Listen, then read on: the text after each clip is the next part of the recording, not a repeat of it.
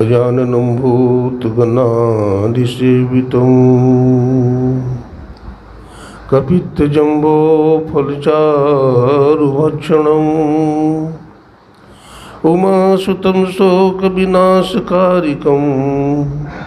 नमामि विघ्नेश्वरपादपङ्कजं कर्पूरगौरवं करुणावतारं संसारसारं भुजगेन्द्रहारं सदा वसन्तं हृदयारविन्दे भवं भवानी सहितं नमामि।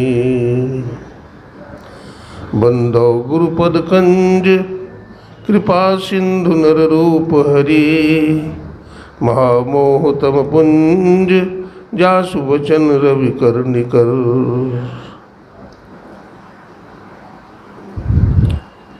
अव्यक्त रूप में अनंत श्री विभूषित त्रैलोक पावन विश्ववंद्य जगदाधार बीसवीं सदी के जाज्वल्यमान प्रचंड मार्तंड संत सदगुरु महर्षि मही परमहंस जी महाराज के त्रैलोक पावन पाद पद्मों में कोटि कोटि नमन। गुरुदेव के मस्तिष्क स्वरूप ब्रह्मलीन पूज्यपाद महर्षि संत परमहंस जी महाराज, उनके हृदय स्वरूप पूज्यपाद ब्रह्मलीन महर्षि साई स्वामी जी महाराज तथा संत मत के वर्तमानाचार्य महर्षि हरनंदन जी महाराज के चरणों में कोटि कोटि नमन, कोटि कोटि प्रणाम। आदरणीय हमारे कला के विभूति श्रद्धेय श्री प्रोफेसर विद्यानंद बाबू, परमानंद बाबू और हमारे श्रद्धेय श्री दीप नारायण बाबू, इस आयोजन को कराने वाले हमारे आदरणीय रामनाथ बाबू सत्संग तथा हमारे परम श्रद्धेय जायसवाल साहब, सत्संग प्रेमी सज्जनों, भक्तिमती माताओं बहनों, सबों को नमन है, सबों को प्रणाम है।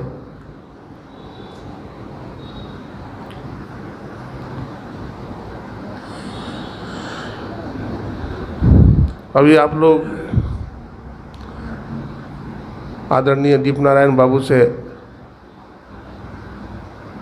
जीवन का रहस्य सुन रहे थे एक कथा के रूप में।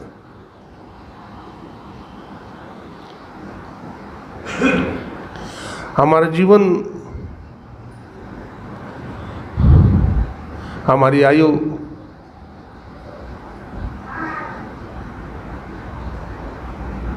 बना रहे थे ब्रह्मा जी महाराज।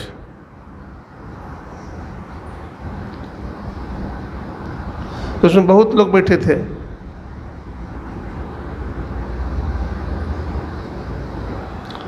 मनुष्य भी था, कुत्ता भी था, गधा भी था और उल्लू भी था और बहुत सारे लोग। तो ब्रह्मा जी ने सबों से कहा, देखो तुम लोगों की आयु निश्चित कर दिया है।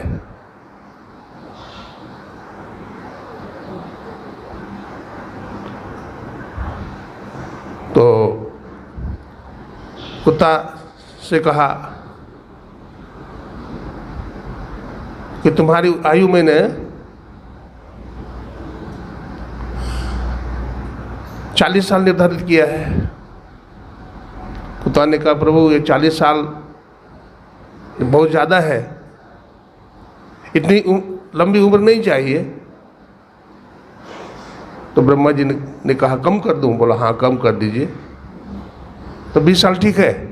बोला हाँ प्रभु 20 साल ठीक है। तो कुत्ता की आयु अब कितनी हो गई? 20 साल।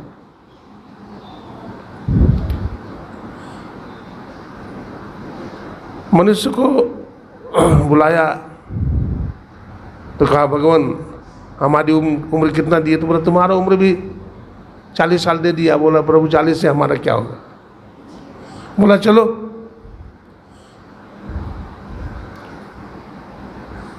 चलो कोई बात नहीं, तुम्हारा उम्र भी अब कितना हो गया?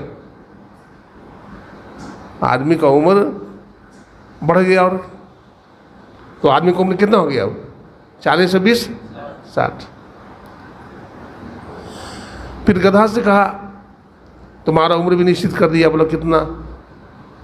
बोला तुम्हारा उम्र भी 40 साल। बोला प्रभु 40 साल तो बहुत ज़्यादा हो जाएगा, आखिर बोझ तो ढोना है, लाठी भी मारेगा, बोझ भी ढोना पड़ेगा, तो कम कर देते। बोला ठीक है, तुम्हारा भी 20 ही हो गया। अब गधा का उम्र फिर मनुष्य चला गया। मनुष्य की खोपड़ी नहीं भरती है कितना भी हो जाए। बोला प्रभु कुछ और बढ़ा देते। बोला चलो गधा का उम्र भी दे दिया तुमको, अब कितना हो गया?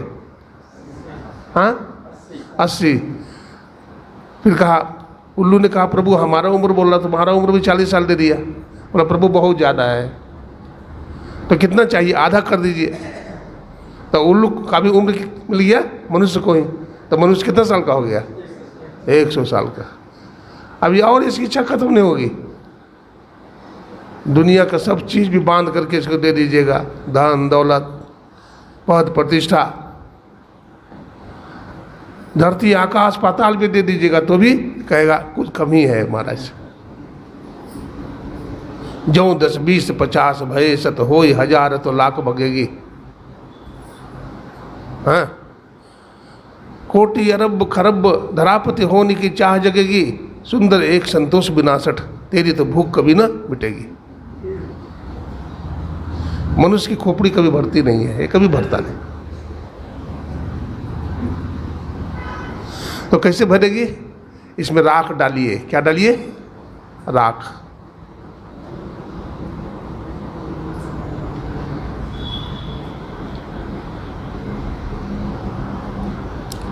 पच्चीस साल तक आदमी ठीक रहता है, 20 साल तक। 25 साल तक शादी हो जाती है, 25 साल तक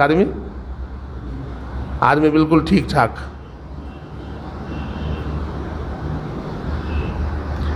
एक बाल बच्चा जहाँ पैदा हुआ तो फिर चिंता 2 से 3 हो गए।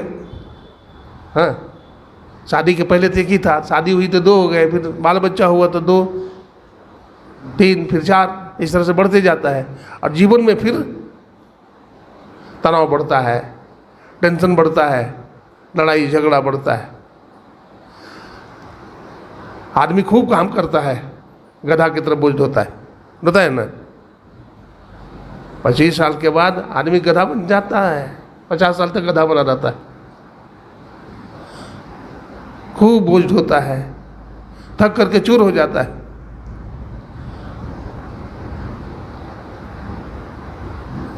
और फिर 40 साल के बाद जो जिंदगी है, किसका जिंदगी है?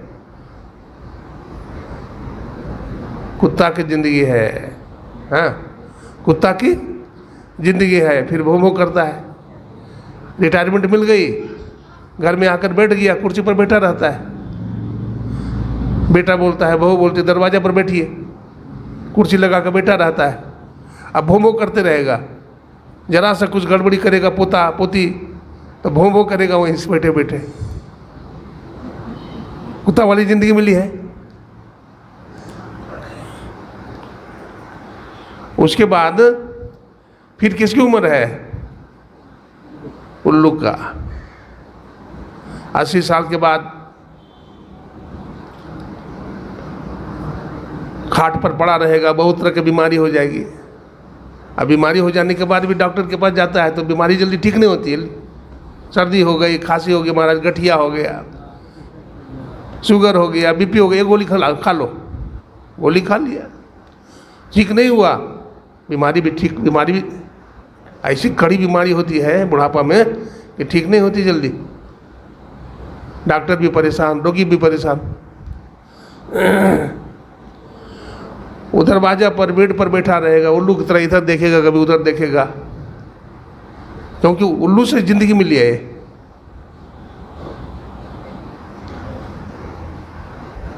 आदमी भजन के बिना सब बेकार हो जाता है ना। आदमी के जीवन में ऐसा क्यों होता है? एक सत्संगी ने हमसे पूछा, बाबा इंसान की जिंदगी में आखिर इतनी विपत्ति क्यों आती है? कैसे आती है बाबा, क्या कारण है? मैंने कहा भाई देखो, आज का आदमी कलयुगी दिमाग है, कलयुगी बुद्धि है, भजन नहीं करता। सब काम करेगा लेकिन भजन में कटौती करेगा, भजन नहीं करेगा।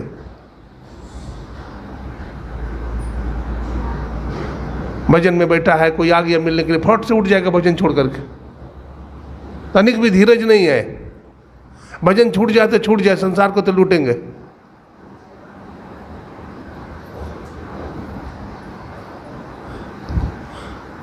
भजन निष्ठापूर्वक करिए, भजन प्रेम से कीजिए, ध्यान थोड़ा ही कीजिए लेकिन बढ़िया से कीजिए, स्तुति विनती बढ़िया ढंग से कीजिए, उसके बाद फिर दुनिया का काम कीजिए, कौन मना करेगा आपको। एक राजा था, ज्योतिषी ने बताया था कि तुम्हारी मृत्यु होगी सांप काटने से। तो राजा था, बोला कैसे काट सकता है हमको सांप,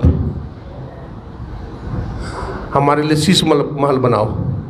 तो उसके लिए शीश महल बनाया गया। तनिक भी छेद नहीं, कोई खिड़की नहीं, कोई दरवाजा नहीं, कुछ नहीं, सब पैक। ऐसी व्यवस्था की गई।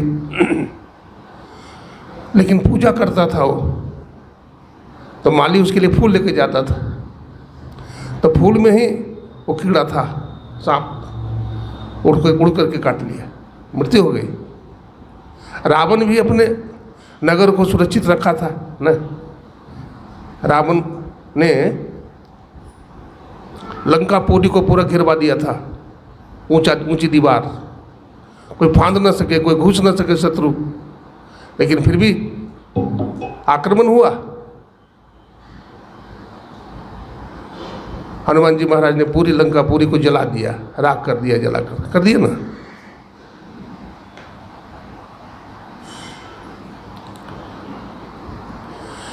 एक लख पूत सवा लख नाती, जा रावण घर दियो न बाती। क्या मांगू कुछ स्थिर न रहाई, और देखत नैन चलो जग जाई।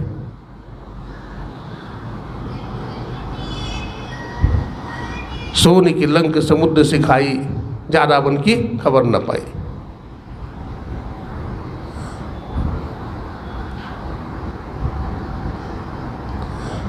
हनुमान जी महाराज जब लंका में प्रवेश किए तो क्या देखा? हनुमान जी महाराज जब लंका में गए तो देखा रावण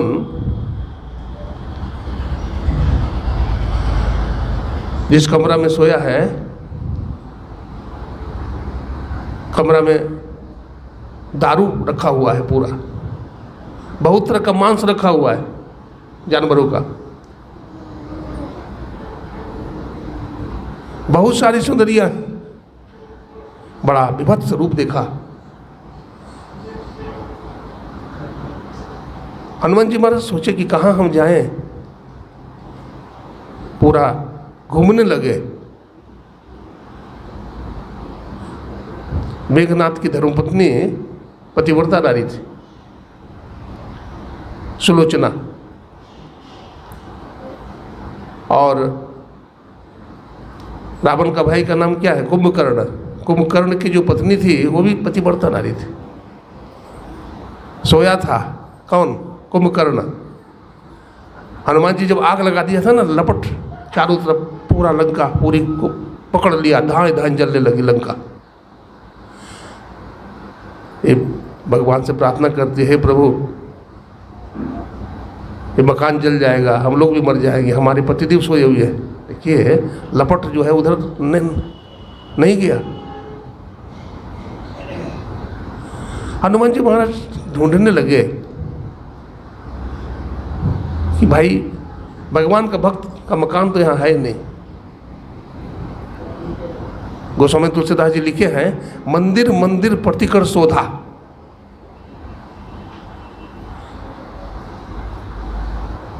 एक आदमी ने पूछा गोस्वामी तुलसीदास जी महाराज, आप मंदिर मंदिर लिखा है, यहाँ तो राक्षस का घर है, सभी पापी है, मांस मदिरा खाने वाले हैं, बेविचारी है, यहाँ धर्म कर्म कोई चीज़ नहीं है, फिर भी आपने क्यों लिखा मंदिर मंदिर प्रतिकर शोधा?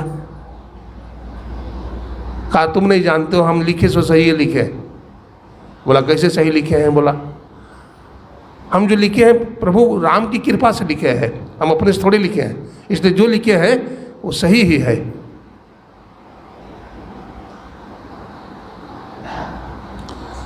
तो कहा महाराज बताइए ना, रहस्य बता दीजिए, आखिर आप मंदिर मंदिर क्यों लिखा? ये तो राक्षस का घर है, पूरी लंका पूरी। तो कहा ऐसा इसलिए लिखे हैं कि जहाँ जिस घर में हनुमान जैसे परम राम भक्त जाते हैं वो राक्षस का घर भी मंदिर मंदिर बन जाता है। कहा हाँ ये बात तो सही है। और क्यों लिखा? एक कारण और है। हनुमान जी महाराज जब घूमने लगे, किसी भक्त का घर यहाँ नहीं है, किसी अच्छा आदमी किसी अच्छा इंसान का घर नहीं है, तो फूस की झोपड़ी मिल गई विभीषण जी महाराज की। वहाँ पर फूस की झोपड़ी मिली जहाँ पर भगवान राम की तस्वीर थी, राम दरबार था वहाँ। हनुमान जी तो जानकी मैया के खोज में गए थे, विभीषण जी के घर में घुसे। कौन? हनुमान जी महाराज माता जानकी को ढूंढ रहे हैं। मंदिर मंदिर प्रतिकट शोधा, तो दिखाई पड़ा सामने में जानकी मैया का जहाँ रहती है। तो जिस लंका में जानकी मैया का निवास है वो मंदिर नहीं है तो क्या है? इसलिए गोस्वामी तुलसीदास जी महाराज ने लिखा मंदिर मंदिर प्रतिकट शोधा। देखिए रावण जब विश्व विजय करने के लिए निकला था ना, जब विश्व विजय करके आ रहा था तो पाताल गया। अब पाताल गया तो पाताल में देखा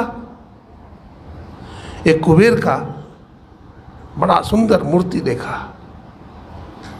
बहुत बड़ा ज्योतिषी था रावण। रावण समझ गया कि ये मूर्ति जो है जिसके घर में रहेगा वो बड़ा धनवान होगा, घर में सदा शांति बनी रहेगी, उस घर में अमंगल नहीं होगा।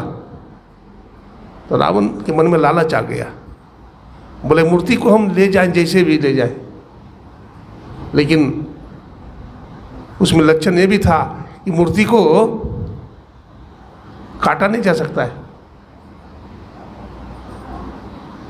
तो मूर्ति को कहाँ ले जाएं? अगर कोई दूसरा इसको चुरा लेगा, चुराने का कोशिश करेगा तो चुरा नहीं सकता है, कैसे ले जाए? तो रावण ने सोचा कि इसको हम पवित्र स्थान में रखना पड़ेगा, तो हमारा लंका पवित्र तो नहीं है, उस गंदे स्थान में इस मूर्ति को नहीं ले जा सकते। तो फिर विभीषण की जो कुटिया है वो पवित्र है, चलो इसको विभीषण को दे देंगे, तो हमारा जो लक्ष्मी रहेगी लंकापुरी में तो रहेगी। ठीक है, हमारा नहीं, हमारा भाई का सही, लेकिन भाई की संपत्ति भी तो हमारी संपत्ति है। इसलिए लेके चला गया और उस कुबेर की मूर्ति को दे दिया। किसको? विभीषण को। बोला विभीषण भैया इसकी तुम पूजा करना। तो विभीषण बड़ा खुश हुआ, ये देखो हमारा बड़ा भाई पिता के तुल्य होता है, और राम भक्त तो था ही। विभीषण वो बड़ा खुश हुआ।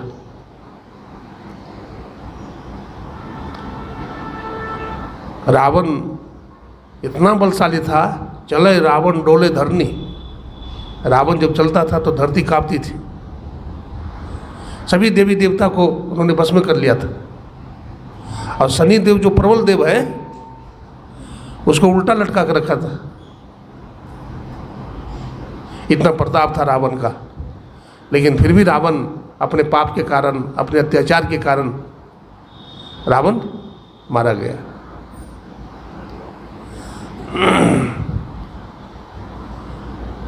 ग्रंथ पाठ में सुन रहे थे, बड़े भाग मानुष तन पावा, बड़े भाग्य से मनुष्य का शरीर मिलता है।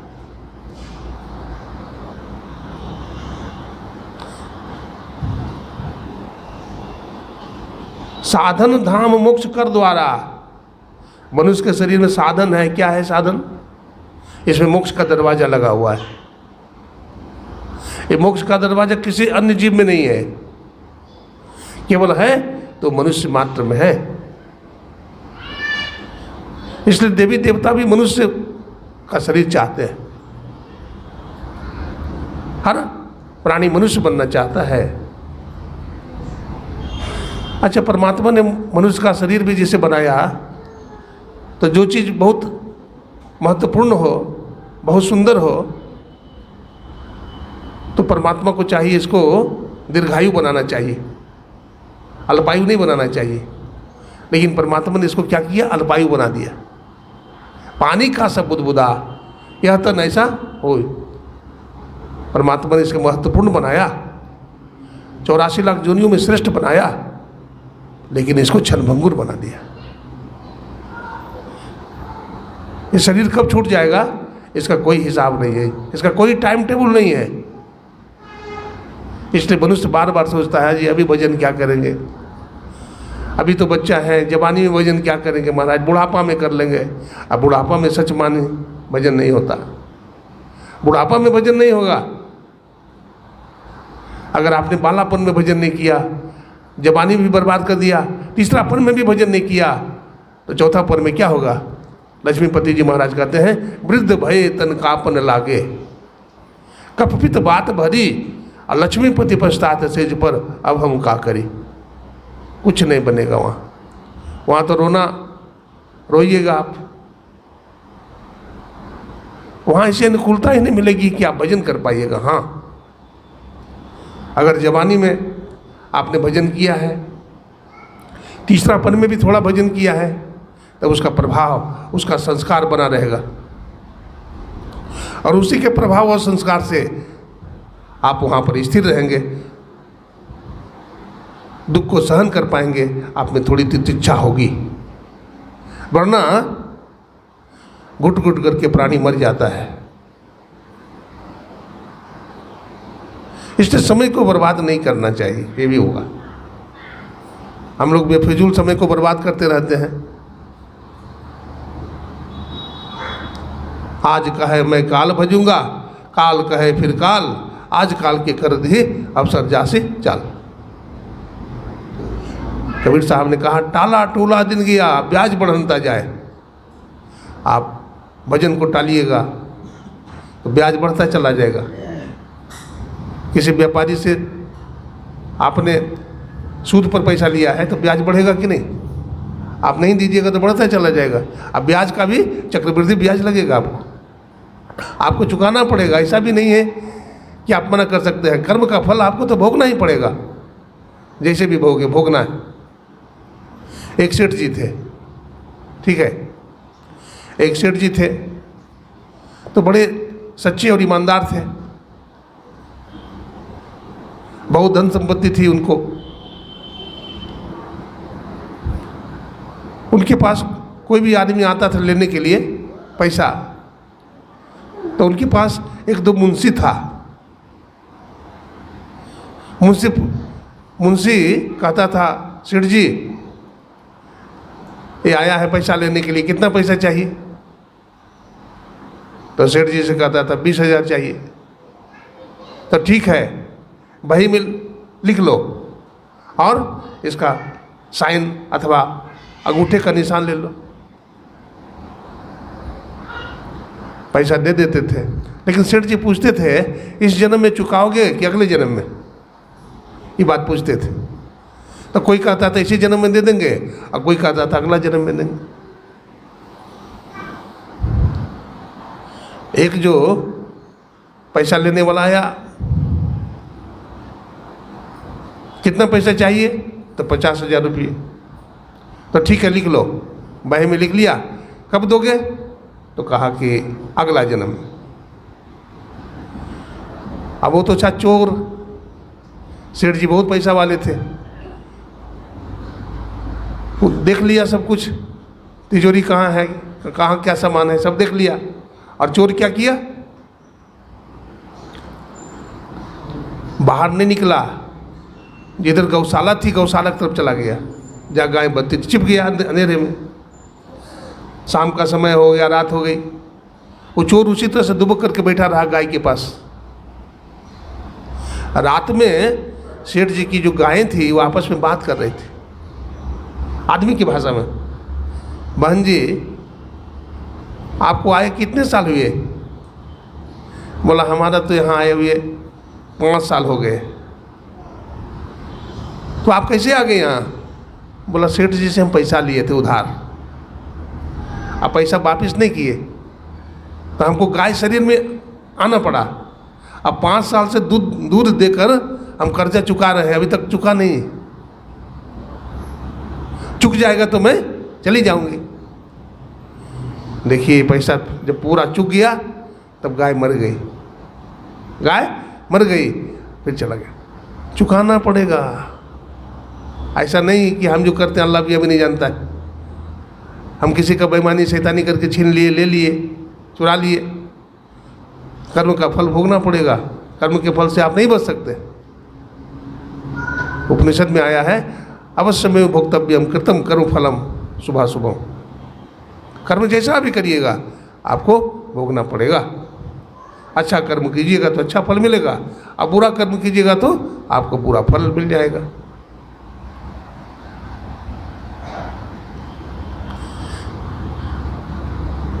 इसलिए संत महात्मा कहते हैं हमेशा सत्संग करो, हर दिन सत्संग करो और हर दिन ध्यानाभ्यास करो। ऐसा मौका नहीं मिलेगा। आप अगर ये चाहेंगे कि अभी नहीं करेंगे बाद में कर लेंगे तो बाद में फिर समय नहीं आएगा वैसा।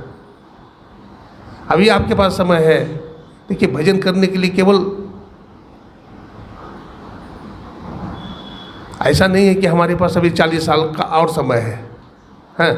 अभी हम 20 साल के हैं, 40 साल के बाद भजन करेंगे। समय भी मिल गया लेकिन आपका मन भजन करने का नहीं है। समय भी है, सब व्यवस्था भी है, लेकिन मन भजन करने का नहीं है, तो भजन नहीं कर सकेंगे। तो भजन करने के लिए समय भी चाहिए, भजन करने के लिए अवस्था भी चाहिए, हाँ, भजन करने के लिए मन भी चाहिए, और भजन करने के लिए अनुकूलता भी चाहिए। अगर दुश्मन सता रहा है, आप परेशान हैं, कोई राजा ने आपके ऊपर आक्रमण कर दिया, तो उसमें भजन कहाँ करेंगे आप? भजन नहीं होगा। तो अनेक कंडीशन है, अनेक परिस्थितियां हैं, उन परिस्थितियों से जूझते हुए समय निकाल करके आपको मन बनाना पड़ेगा, फिर भजन होगा। भजन प्रभु की कृपा के बिना नहीं कर सकते। हाँ, ये भी नहीं है कि अपने मन से आप भजन कर लेंगे, प्रभु की कृपा होगी। जहाँ पर कृपा राम की होई तहाँ पर कृपा करे सब कोई। जिस पर राम की कृपा होगी उस पर सब कोई कृपा करेगा, जिस पर राम की कृपा नहीं होगी उस पर कोई कृपा नहीं कर सकता है। एक सज्जन था, सत्संगी, उसका लंबा चौड़ा परिवार था, 7 बेटा थे, 4 बेटियां, सबकी शादी कर लिया, लेकिन रोता था वो, हाय मैं भजन नहीं किया, मैं भजन कब करूँगा, हे प्रभु इतना बड़ा माया में हमको जकड़ दिया है। लेकिन धीरे धीरे धीरे धीरे सब बेटी की शादी कर दिया, बेटा की शादी हो गई। अब 2 ही भाई है, सोचा कि सब कुछ छोटा भाई को सौंप करके मैं भजन कर लूँगा कुछ दिन। तो क्या होता है, छोटा भाई पहले मर गया, छोटा भाई मर गया पहले। अब क्या करे बेचारा, बहुत रोता है कि हम तो गधा का गधा बने रह गए। तो सब कृपा हो जाएगी तब आप भजन करेंगे। ऐसा नहीं है कि आप अपने मन से भजन कर लेंगे, बहुत सारा कंडीशन है भजन करने के लिए। इसलिए सभी संतों ने कहा भजन जल्दी करो, भजन आतुर कीजिए, आतुर होकर के भजन कीजिए। स्वामी रामकृष्ण परमहंस जी महाराज थे, गंगा जी स्नान करने गए तो वहाँ एक युवक ने उनसे प्रश्न पूछा कि महाराज ईश्वर कैसे मिलेंगे, आप बता दीजिए। तो उन्होंने सोचा इसी बता देंगे, बात तो ये समझेगा नहीं, मौके पर बात बताना अच्छा है। तो रामकृष्ण परमहंस जी महाराज स्नान कर रहे थे, युवक भी साथ में गया था, वो भी गोता मारा। तो जब बाहर निकलने लगा वो, तो रामकृष्ण परमहंस जी महाराज ने उसका बाल पकड़ लिया, अब बाल पकड़ के गोते दिया, फिर नदी में, वो व्याकुल होने लगा। रामकृष्ण परमहंस जी महाराज ने पूछा कैसा लग रहा था? बोला महाराज कैसा क्या लगेगा, लग रहा था मर जाऊंगा। ऐसा हो जाएगा संसार में तुम्हें घुटन, तब ईश्वर मिल जाएंगे तुम्हें, तब तुम्हें ईश्वर मिल जाएंगे। ऐसे बेचैनी है। रामकृष्ण परमहंस जी महाराज के 3 तरह की मछली होती है। उदाहरण देते हैं, 3 प्रकार की मछली होती है। एक मछली वो होती है जो पानी में रहती है, खाती है, पीती है, मोटाती है, और उसको कोई चिंता नहीं है कि हम बंधन में हैं, हम दुख में हैं। दुख भी उसको सुख लग रहा है। दूसरी प्रकार की वो मछली है जो बहुत बेचैन है, हम जाल में पड़े हैं, हम बंधन में हैं, जाल से निकल जाते तो अच्छा होता। जाल में पड़ी है, काटना चाहती है मछली कि जाल काट करके हम निकल जाए, लेकिन जाल बहुत मजबूत है, कटता नहीं है, काटने का प्रयास जारी है। और तीसरी प्रकार की मछली वो है जो जाल काट करके छलांग मार देती है। रामकृष्ण परमहंस जी महाराज सब देख रहे थे, जब जो मछली निकल गई ना जाल से, तो देख करके हंसने लगे, वाह भाई वाह तू निकल गया, वाह भाई वाह तू निकल गया। 3 तरह की मछली है, 3 तरह का जीव भी है, 3 तरह का प्राणी भी है। पहला कोटि का प्राणी वो है जो इस संसार रूपी जाल में फंसा हुआ है, तो उसको कोई चिंता नहीं है, खाना कमाना मोटाना, बस बाल बच्चा पैदा करने मगन है। और दूसरा प्रकार का मछली वो है जिसको भारी चिंता है, अरे हम माया में फंसे, हम दुख में हैं। वो जाल को काटती है। जाल को काटने का मतलब सत्संग और भजन भी करता है साथ साथ में। जाल को काटने का मतलब ये है, उद्यम करता है, सत्प्रयास करता है, सत्कर्म करता है। और तीसरा प्रकार की मछली वो है जो बहुत बेचैन है, भक्तिमती मीराबाई की तरह, सहजोबाई की तरह, संत कबीर और गुरु नानक साहब की तरह। हम इस जन्म में परमात्मा को प्राप्त कर लेंगे, ऐसा दृढ़ निश्चय है। वो जाल को फांद जाता है ना। तो उस साधक ने पूछा महाराज ये तो 3 प्रकार की मछली है, हाँ चौथा प्रकार की मछली कौन है?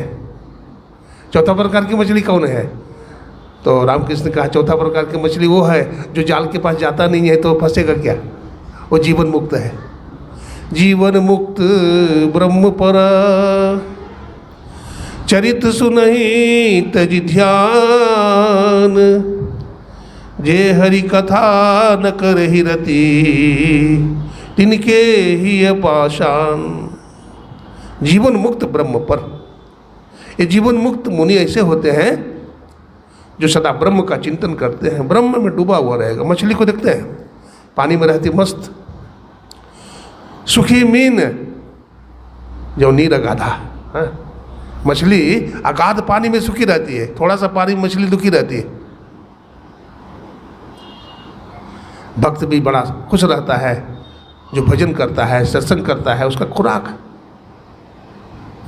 कोई आदमी बहुत मोटा रहेगा लेकिन मुंह लटकाए रहेगा, अब भजन नहीं करता, भोगी है। और कोई आदमी दूल्हा पतला ही होगा लेकिन भजन में भी चला जाएगा, सत्संग कर लेगा, धार्मिक अनुष्ठान कर लेगा, तो आदमी के चेहरा में खुशी रहती है। उसको खुराक मिल रहा है। शरीर का खुराक दाल रोटी है, फल फूल है। मन का खुराक सत्संग है और आत्मा का खुराक भजन है। बैलेंस बना के रहता है वो आदमी, योगी लोग, है ना। सत्संग को ध्यान से सुनना चाहिए, और सुनना ही नहीं चाहिए, सुन करके उसका मनन भी करना चाहिए।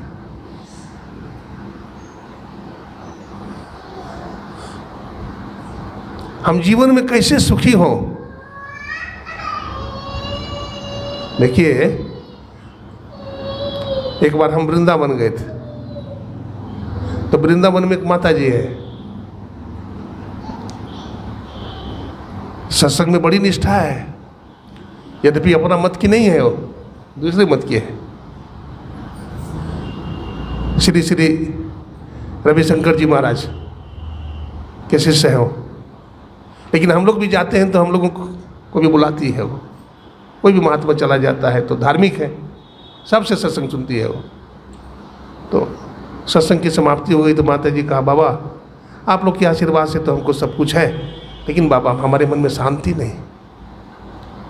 बाबा 10-10, 20-20 कारखाना है, हमारे बच्चे विदेश में भी रहते हैं। बाबा देखिए ना, ये वृंदावन में कमरा बनवाई हूँ अपना रहने के लिए, एक फ्लैट का 2 फ्लैट बना दी थी। एक फ्लैट की चाबी अपने पास रखती हूँ और एक फ्लैट की चाबी महाराज श्री को सौंप दी है। बाबा यहाँ आती हूँ ना तो मुझे बहुत शांति मिलती है, क्योंकि बाबा यहाँ सत्संग ध्यान बढ़िया से करती हूँ। घर में बाबा बड़ा गंजन है, घर में पोता पोती बहू बढ़िया नहीं है, लड़ाई करती है। जो देखिए ना बाबा, हमारा बीपी हाई होता है, शुगर की भी गोली खाते हैं, लेकिन यहाँ जब आते हैं ना तो गोली हमारा बंद हो जाता है, बीपी का भी शुगर का गोली नहीं खाना पड़ता है। मैंने कहा माता जी यहीं रहिए ना, देखिए आप ही कहते हैं ना कि घर में रहते हैं तो गोली भी खाना नहीं पड़ता है, और घर में रहिएगा तो एक बात और है, बेटा और बहू का गाली भी सुनना पड़ेगा, गोली भी खाना पड़ेगा, है तो गोली गाली से हम बच जाते हैं, इसलिए गोली गाली से बचिए, यहीं रहिए। बाबा क्या करें, घर जाती हूँ ना तो सत्संग में जाना चाहती हूँ तो पोता कंधा पर बैठ जाता है, पोती हाथ पकड़ के रोने लगती है, क्या करूँ बाबा। बहू लड़ाई करती है, लड़ाई झगड़ा हर घर में है। अब बुढ़िया माई ने पूछी, बाबा क्या फार्मूला बताइए ना कुछ बाबा कुछ फार्मूला बता दीजिए, जुगती बता दीजिए कि गृहस्थी कट जाए। मैंने कहा फार्मूला तो बता दूंगा, लेकिन चलिएगा तब ना, मानिएगा तब ना फार्मूला को। बाबा बताइए ना कुछ। मैंने कहा देखिए, जबान बेटा और जबान बहू के सामने होशियार मत बनना। बेटा जबान हो जाए, बहू जबान है तो उसके सामने बेसी होशियार मत बनना। चाबी दे देना, किसके हाथ में, बेटा के हाथ में, बहू के हाथ में। कहा बेटा देखो अब मैंने बहुत दिन संभाला, अब तुम जवान हो गए हो, अब तुम कारोबार संभाल, और खुद माला लेकर के खूब भजन करो, खूब सत्संग करो, तीर्थ में चले जाओ, सत्संग में चले जाओ, ध्यान लगाओ। ये युक्ति है संसार से निकलने का। हम ही मालकिनी बनी रहेंगे, नहीं होगा। बहू को सताओगी, सास है मिर्ची, अब बहू हो जाएगी तुम्हारे कौन, सुमित्रा, कौशल्या, नहीं मिलेगी। इसलिए खुद भी अच्छा बनो, दूसरों को देखने के पहले अपना भी देखना पड़ता है। नहीं, अपना नहीं देखेंगे तो होगा, नहीं होगा। दोनों हाथ से ताली बजती है, दोनों हाथ से रोटी बनती है। बहू जब घर में तुम्हारा आ जाए तो उसको बहू मत कहो, उसको कहो बेटी। क्या कहो, बेटी। बेटी की दृष्टि रखो तो तुम्हें माँ बोलेगी, वो तुम्हारी सेवा भी करेगी। अब बहू को भी चाहिए सास की सेवा करना, ससुर की सेवा। अगर सेवा नहीं कीजिएगा ना, याद रखिए जो बोइएगा वही काटिएगा। गृहस्थ जीवन पर भी कुछ कहना चाहिए, नहीं केवल हम आपको कहेंगे जंगल चले जाओ, पहाड़ की गुफा में चले जाओ, हम वो बात नहीं कहेंगे। घर में रहो, और घर को ही आप मंदिर बना लो, आश्रम बना लो घर को। हमारे गुरु महाराज के पास एक साधक ने कहा, हुजूर यहाँ अनुकूल नहीं है। तो गुरु महाराज गए हो, अनुकूल कहीं नहीं है, अनुकूल बनावे पड़े छे, अनुकूलता कहीं नहीं मिलेगी। यहाँ से भी ज़्यादा जंजाल वहाँ हो जाएगा तो क्या करेंगे, यहाँ से भी ज़्यादा जंजाल वहाँ हो जाएगा तब क्या करेंगे। इसलिए अनुकूलता कहीं भी नहीं है, अनुकूलता बनाना पड़ता है। एक घर में माँ बेटा है, पोता पोती भी है, सास बूढ़ी हो गई है, काम नहीं कर सकती, तो बेटा बोलता है कि माँ को किनारे वाला कमरा दे दो। बहू बोलती है नहीं नहीं नहीं, किनारे वाला नहीं कमरा, ऊपर दे दो, ये हल्ला करती रहेगी। ऊपर से घंटी बजा देगी, रोटी हम भेज देंगे।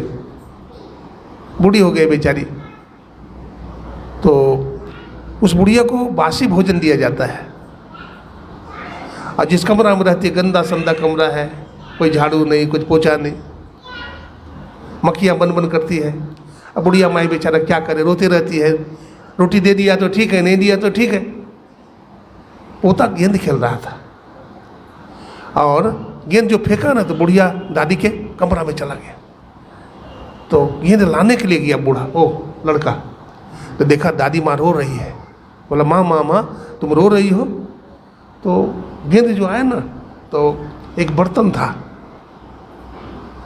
मिट्टी का बर्तन, वो मिट्टी का बर्तन फूट गया। तो बुढ़िया फूट फूट करके रोने लगी, हाय मेरा बर्तन फूट गया, अब किस चीज़ में खाऊंगी मैं?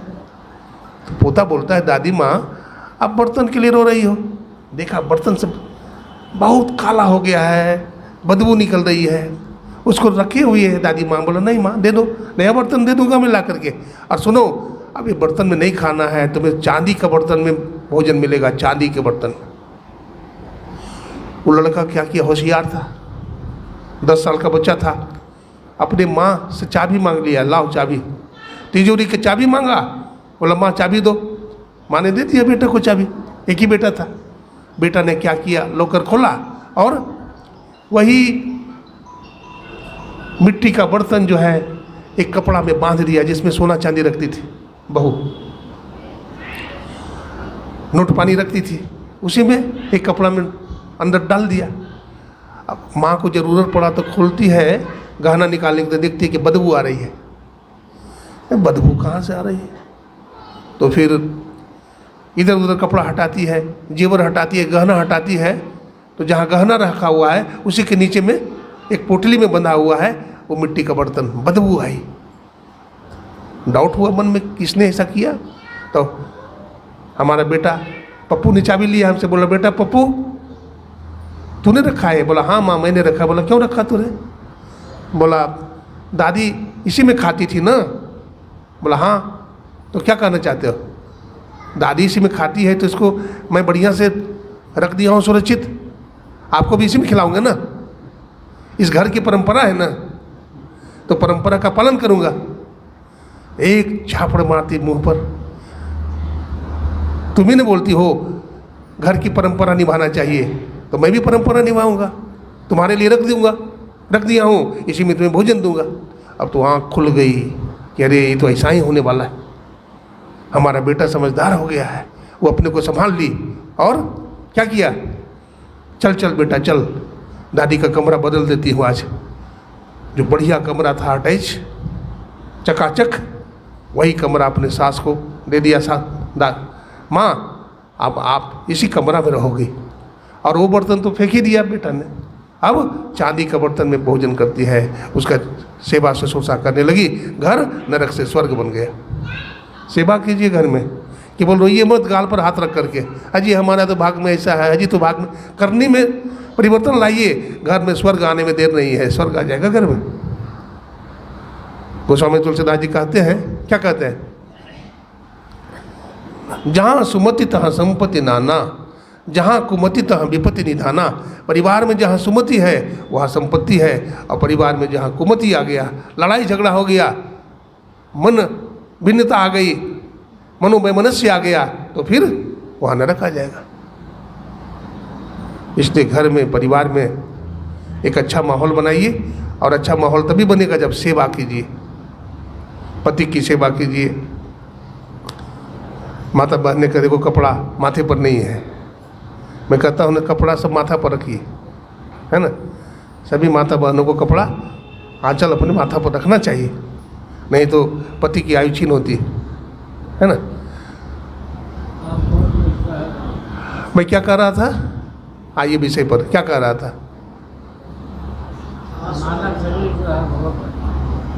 सेवा कीजिए, अपने पति की सेवा कीजिए। पति आपका भगवान है। बहुत घरों में मैं देखता हूँ पति का कोई आदर नहीं। पति आया बेचारा फैक्ट्री से, प्यास लगी, बोला पानी पिला दो, तो पत्नी बोलती है तुम्हारा भगवान ने हाथ नहीं दिया है, ले लो ना अपने से पानी, तुम्हारा हाथ में दही जमा है क्या, ले लो। ये भाषा है? ये भाषा नहीं है। अरे पति कितना धक्का खा करके आया तुम्हें मालूम है? तुम्हें तो घर में बेचारा सब कुछ ला कर दे देता है, लेकिन कितना धक्का खा करके आया है, अपना गम तुमको नहीं बता रहा है। तुम्हारा फर्ज होता है उसकी सेवा करें। और पति का भी धर्म होता है नारी को स्नेह दे, प्रेम दे, है ना, तब घर चलेगा। सास की सेवा करिए, ससुर की सेवा करिए, माता पिता की सेवा कीजिए। बच्चा को सिखाना नहीं पड़ेगा, बच्चा कंप्यूटर होता है। बच्चा ये नहीं सीखता है कि क्या सिखा रहे हो, बच्चा ये सीखता है कि आप क्या कर रहे हो। हाँ, आप क्या कर रहे हो, आप जो बोल रहे हो उसका प्रभाव उस पर नहीं पड़ेगा। आप क्या कर रहे हो, जैसे फोटोग्राफर फोटो खींचता है ना, तो किसका फोटो आता है, ये जो कैमरा होता है ना, तो कैमरा में रेलवे स्टेशन में देखिए कोई चुराएगा किसी का सामान तो फोटो खींच लेता है, कैमरा में आ जाता है। कुछ भी होगा एकदम 24 घंटा में वो फोटो खींच जाएगा उसका। लेकिन एक फोटोग्राफर आएगा यहाँ पर खींचने के लिए तो 1 घंटा खींचेगा, सब फोटो तो नहीं खींचेगा। तो वैसा ही बच्चा होता है, वो उसकी आंख में कैमरा लगा हुआ है, वो खींच लेगा फोटो और वही करेगा जो आप कर रहे हैं। इसलिए बच्चों को भी अच्छा शिक्षा दीजिए। हमारे गुरु महाराज का नियम है, गुरु महाराज जो नियम बनाए हैं, 3 बार ध्यान करिए।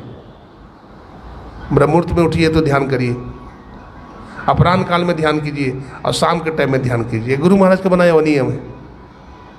एक लड़का ने हमसे कहा कि बाबा ये ब्रह्ममुहूर्त में ध्यान करने का क्या नियम है, ये तो अच्छा नियम नहीं है बाबा, उस टाइम में नींद बढ़िया आती है, उस समय का नियम बढ़िया नहीं है। मैंने कहा क्यों? बोला उस समय सोने में अच्छा लगता है बाबा, जो वो नियम। और स्तुति विनती जो है ना बहुत लंबा है। हाँ, ये भी कहता है सुबह का जो स्तुति विनती है वो 40 मिनट लग जाता है। मैंने कहा तुम ज़्यादा जानते हो, अरे जो भी गुरु महाराज बनाए हैं बहुत अच्छा बनाए हैं, तुमसे ज़्यादा सूझबूझ गुरु महाराज की थी कि कम थी? बोला बाबा बेसी थी। तो फिर तुम 4 घंटा टीवी देखते हो, 4 घंटा घूमते हो, अपना समय बर्बाद करते हो, तो उसमें तुम्हारा समय बर्बाद नहीं होता है। और ध्यान में स्तुति विनती में तुम्हारा टाइम बर्बाद होता है।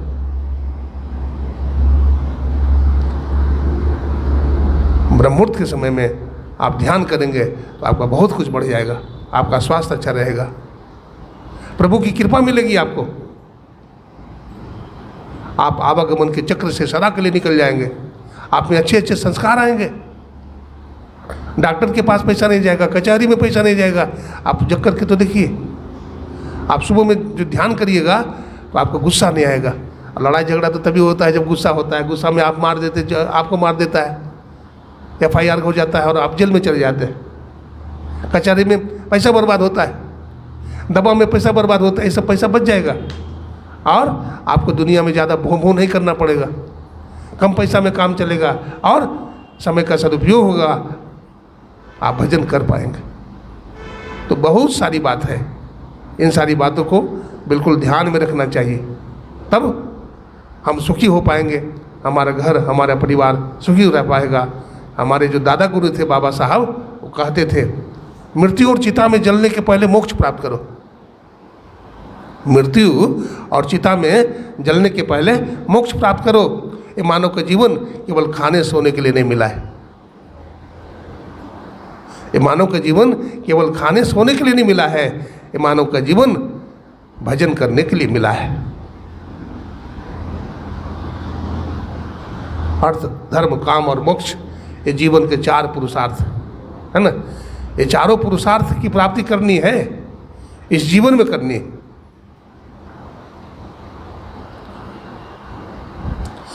बहुत आदमी को नींद आ रही है, देखिए साहब चुप रहे। सत्संग के टाइम में नींद आती है। हाँ, जब भगवान श्री राम ने मारा न मेघनाथ को, भगवान श्री राम ने मारी इसको कुंभकर्ण को, तो कुंभकर्ण की पत्नी का नाम निद्रा देवी। तो निद्रा देवी ने भगवान से कहा प्रभु आपने हमारा पति को मार दिया, तो हम भी आपको शाप देती हूँ। बोला क्या देवी, क्या शाप देती हूँ? बोला जहाँ पर भी सत्संग होगा, आपके भक्त आएंगे सत्संग सुनने के लिए, तो हम उसके माथे पर बैठ जाऊंगे। भगवान राम ने कहा ठीक है देवी, लेकिन उसके माथा पर बैठना जो सत्संग नहीं सुन रहा है और जो सत्संग में कीर्तन नहीं कर रहा है। इसलिए महात्मा लोग कीर्तन करा देते हैं कि आलस्य दूर हो जाए आपका। कीर्तन इसलिए चला है, श्रवणम कीर्तनम विष्णु। भागवत में आया है, सत्संग में सुनिए, भगवान का कीर्तन कीजिए, पाद पूजनम, अपने इष्ट के चरण कमलों की पूजा कीजिए।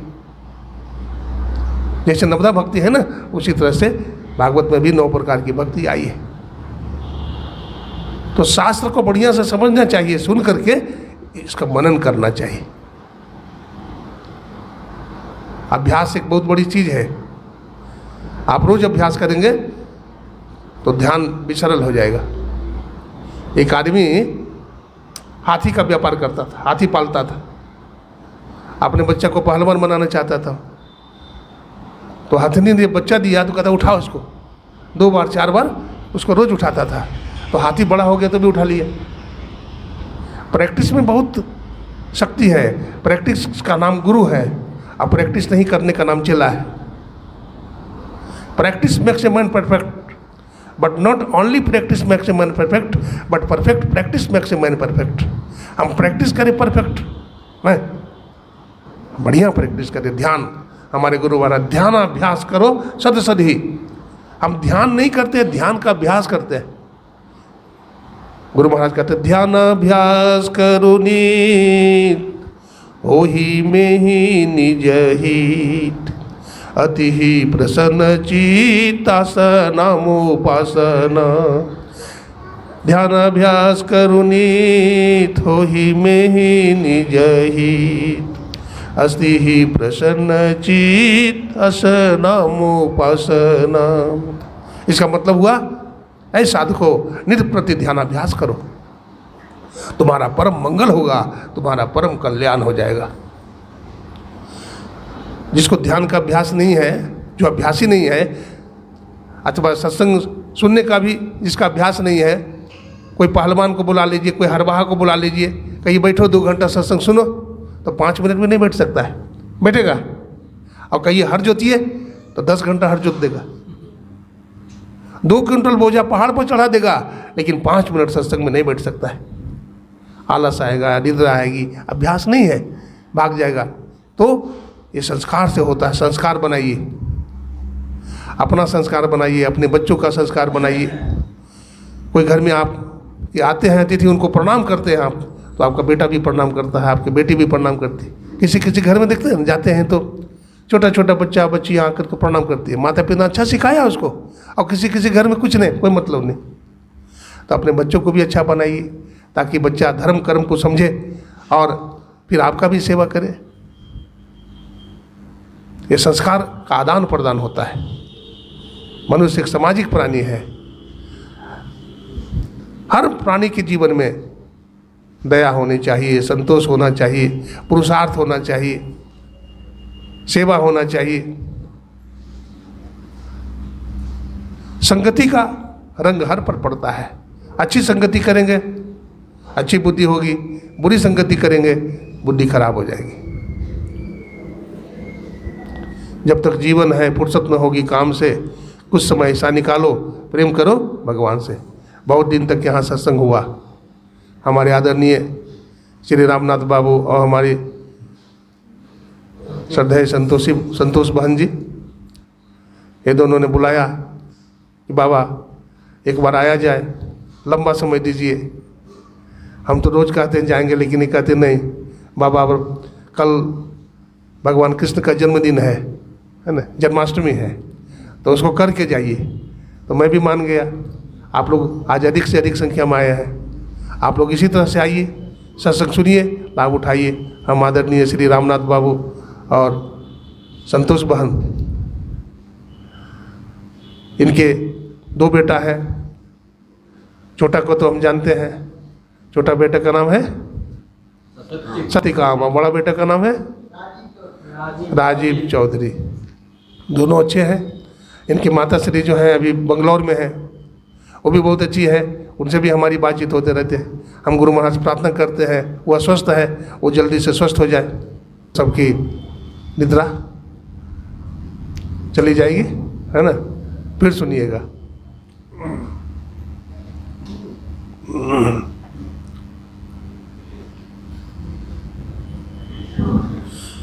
जय जय राम जय जय राम कहो जय जय राम जय राम जय राम जय राम जय राम कहो जय राम जय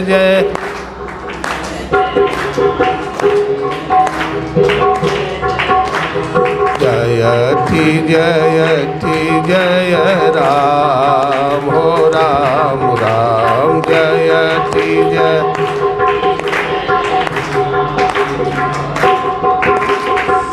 जय राम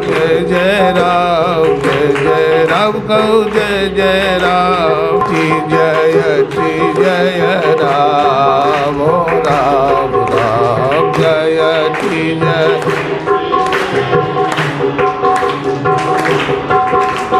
जयति जयति जय राम हो राम राम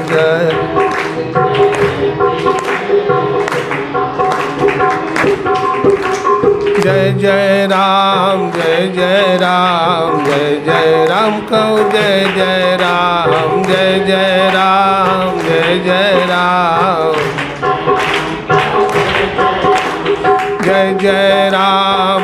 जय राम जय राम कहो जय राम मेहंदी में लाली दूध में मेहंदी में लाली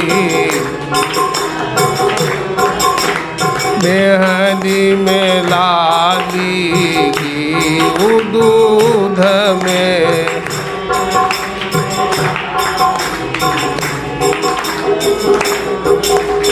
फूल में बास समान हो राम राम फूल में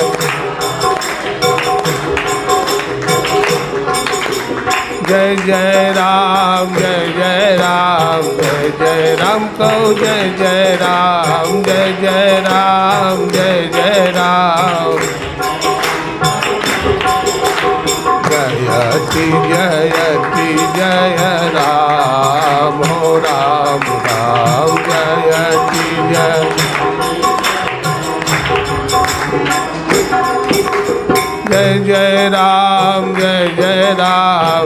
जय राम कहो जय राम जय राम जय राम